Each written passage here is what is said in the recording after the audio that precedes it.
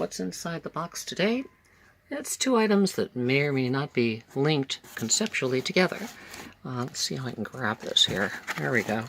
One of these is a script portion that I wrote many years ago, and also some 16mm film that has left a stain on the script. So let's get these things straightened up here, and I'll tell you a little bit about the stories behind these items so that they are preserved and do not disappear when I do. First of all, let's start with the film.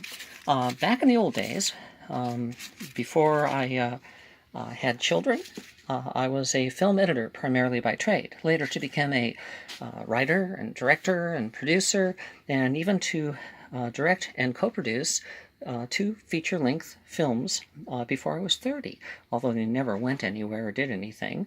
One was called The Strangeness, and the other was called Brothers of the Wilderness, if you want to look them up. Anyway, The Strangeness has kind of a cult following. It was made in 1979, but released in 80, and they call it a 1980s horror film cult classic. Anyway, there's even been a DVD of that, Blu-ray, I think now, that has interviews with us all, 30-year retrospective that we did a number of years ago because it was made in 1979, released in 1980. Anyway, so this is what I used to make my living as. When my first child, my son, was born, I was living in an apartment. We were living in an apartment, and the bedroom where he slept was my editing room, 16mm. I don't know how I got into that. I guess it's because my first job was with a producer in Burbank, Richard J. Soltis Productions. He made industrial films. I had to quit school to support my family. I was at USC and my dad was paying all the bills, but I couldn't afford to pay for my share of the apartment, and Mary was working and everything, so we were kind of in dire straits. So I quit school and I went to work for Richard J. Soltis and did industrial films for a while. And eventually I got to be an editor for him. It was just him and an assistant, and I was kind of the gopher and then became the editor. Anyway, as you see here, there's a roll that you can kind of see through. Let's see, there we go. If you do it just right here, well, okay, the camera won't do it, but you can see through this because it's just the regular old celluloid film, and it's a negative. Okay, of that much we are certain. Are we bored yet? Let's see, there it is, negative, and you can see the negative image, but I have no idea what it's of.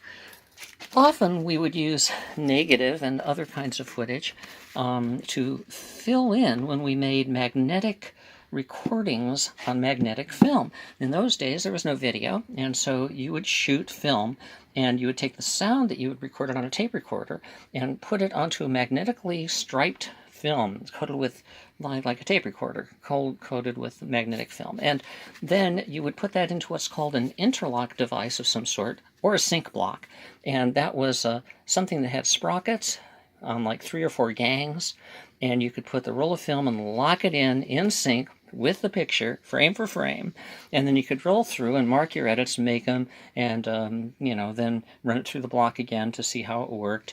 You had to have a separate viewer off to the side to see how it actually looked for your edits, all done manually. It required some skill.